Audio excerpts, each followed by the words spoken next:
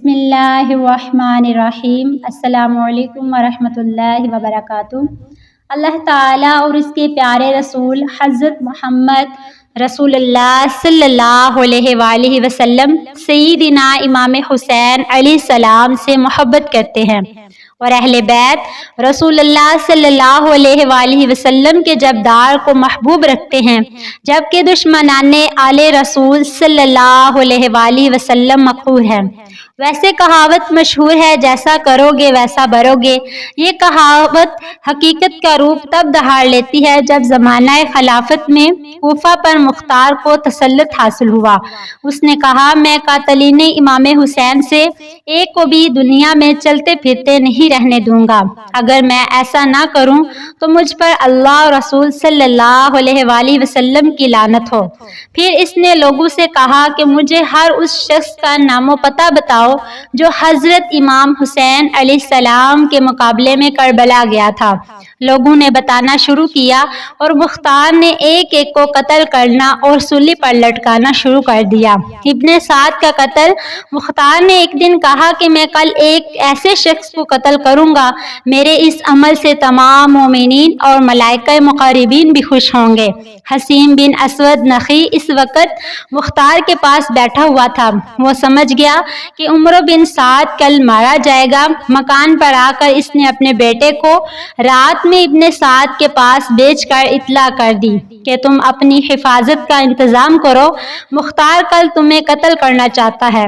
مگر مختار چونکہ اپنے خروج کے ابتدائی زمانے میں ابن سعد سے نہایت ہی اخلاق کے ساتھ پیش آتا تھا، اس کے لیے ایک آدمی بھیجا۔ اس نے اپنے بیٹے خف کو بھیج دیا۔ مختار نے اس سے پوچھا، تیرا باپ کہاں ہے؟ اس نے کہا، وہ خلوت نشین ہو گیا ہے، اب گھر سے باہر نہیں نکلتا۔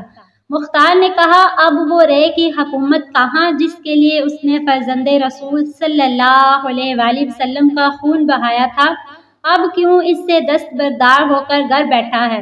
حضرت امام حسین علیہ السلام کی شہادت کے دن وہ کیوں خانہ نشین نہیں ہوا تھا؟ مختار نے اپنے کوتوال ابو عمرہ کو بھیجا کہ ابن سعد کا سر کاٹ کر لے آئے۔ وہ ابن سعد کے پاس گیا اور اس کا سر کاٹ کر اپنی قبا کے دامن میں چھپا کر مختار کے پاس لایا اور اس کے سامنے رکھ دیا۔ مختار نے کہا، اس شخص کو دیکھو، اور خف سے پوچھا گیا، پہچانتے ہو یہ سر کس کا ہے؟ اس نے ان اللہ و انا الیہ راجعون پڑھی۔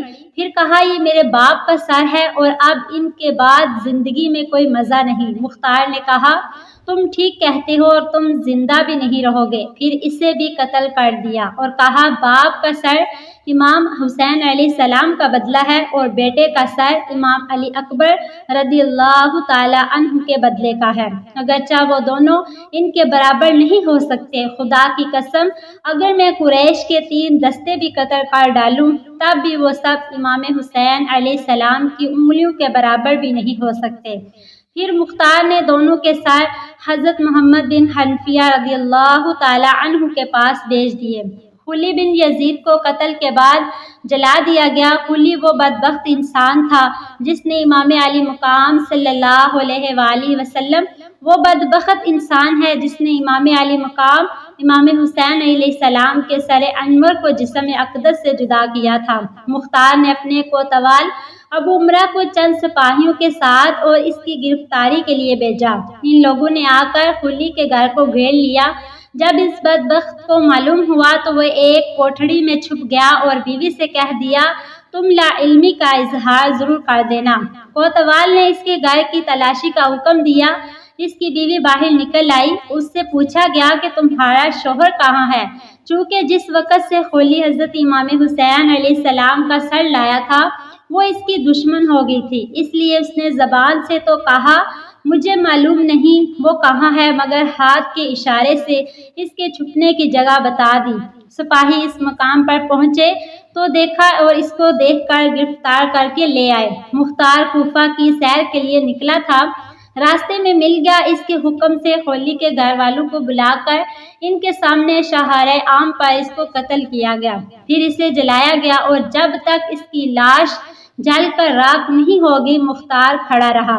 شمر قتل کے بعد کتوں کے حوالے کیا گیا۔ مسلم بن عبداللہ زیابی کا بیان ہے کہ جب حضرت امام حسین علیہ السلام کے مقابلے میں کربلا جانے والوں کو پکڑ پکڑ کر مختار قتل کرنے لگا تو ہم اور شمر دلجوشن تیز رفتار گھوڑوں پر بیٹھ کر کوفہ سے بھاگ نکلے۔ مختار کے غلام دربی نے ہمارا پیچھا کیا۔ ہم نے اپنے گھوڑوں کو لگامیں لگا کر تیز دوڑا دیا اور بہت تیزی سے دوڑایا، لیکن دربی ہمارے قریب آ گیا۔ شمر نے ہم سے کہا، تم گھوڑے کو ایڑ دے کر ہم سے دور ہو جاؤ، شاید یہ غلام میری طاق میں آ رہا ہے۔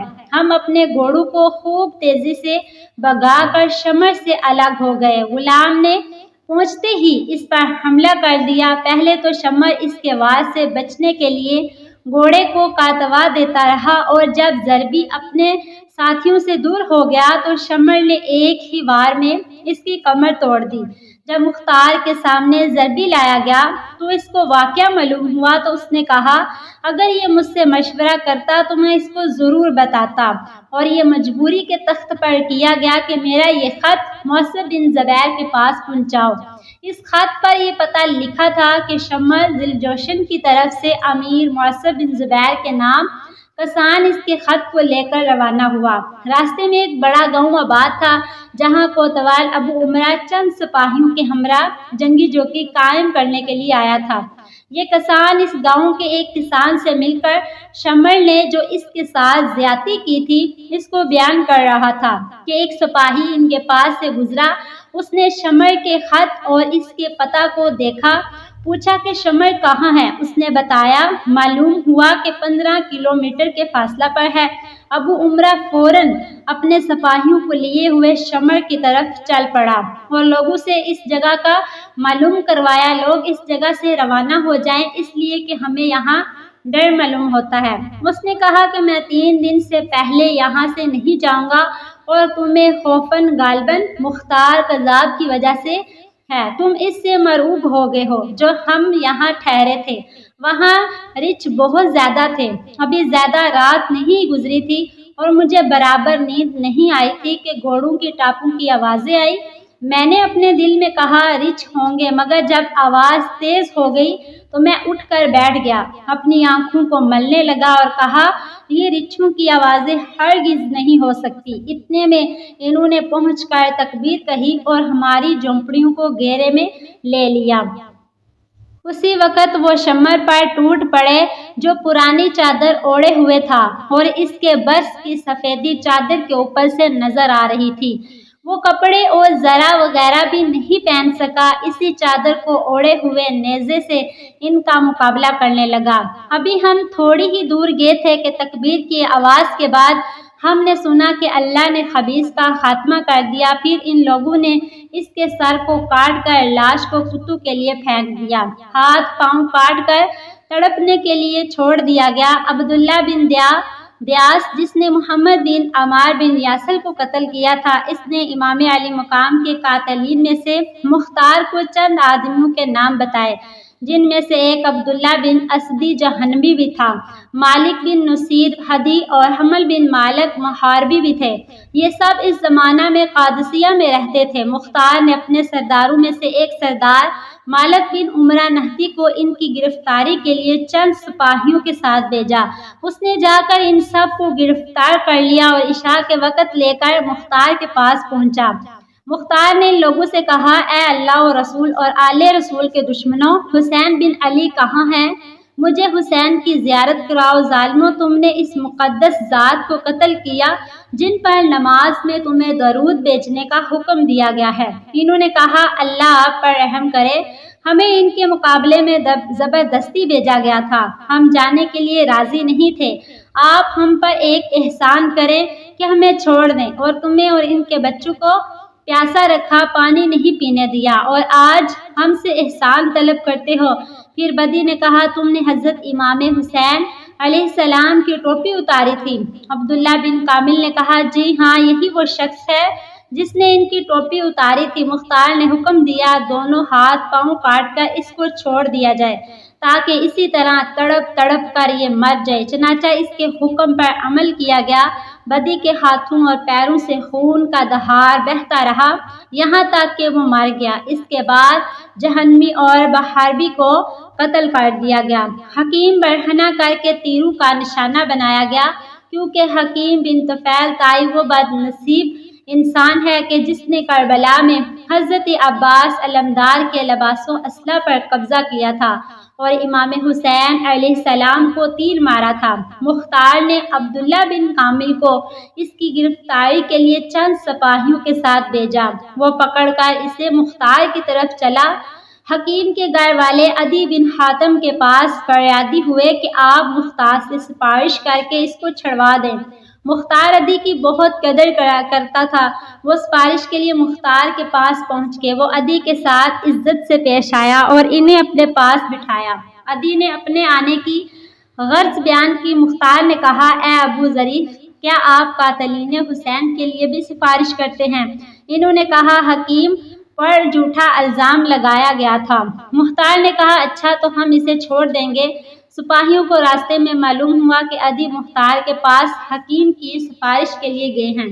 انہوں نے اپنے سردار ابن کامل سے کہا، مختار عدی کی سفارش قبول کر لے اور یہ خبیث بچ جائے گا، حالانکہ آپ اس کے جرم سے بخوبی واقف ہیں، لہٰذا بہتر ہے کہ ہم بھی اس کو قتل کر دیں۔ ابن کامل نے انہیں اجازت دے دی۔ وہ لوگ حکیم کو ایک گھر میں لے گئے۔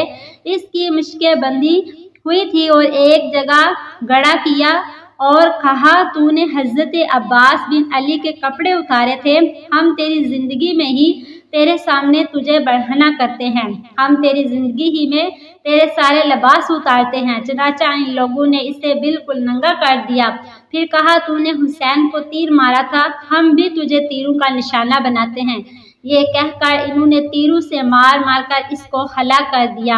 ابن کامل نے آ کر مختار کو حکیم کے قتل کی اطلاع دی۔ مختار نے کہا، میرے پاس لائے بغیر تم نے اسے کیوں قتل کر دیا؟ دیکھو، یہ عدی اس کی سفارش کے لیے آئے ہیں اور یہ اس بات کے اہل ہیں کہ ان کی سفارش قبول کی جائے۔ ابن کامل نے کہا، آپ کے سپاہی میری بات نہیں مانے تو میں مجبور ہو گیا۔ عدی نے کہا، اے دشمن خدا، تو جھوٹ بولتا ہے، تو نے جانا کہ مختار میری سفارش قبول کر لیں گے، اس لیے تو نے اسے راستے میں ہی قتل کر دیا۔ اس کے علاوہ اور تو نے ان کی انگلی اپنے منہ پر رکھ کر اسے خاموش رہنے کی اسے ہدایت کر دی۔ عدی مختار سے خوش اور ابن کامل سے ناراض ہو کر چلے گئے۔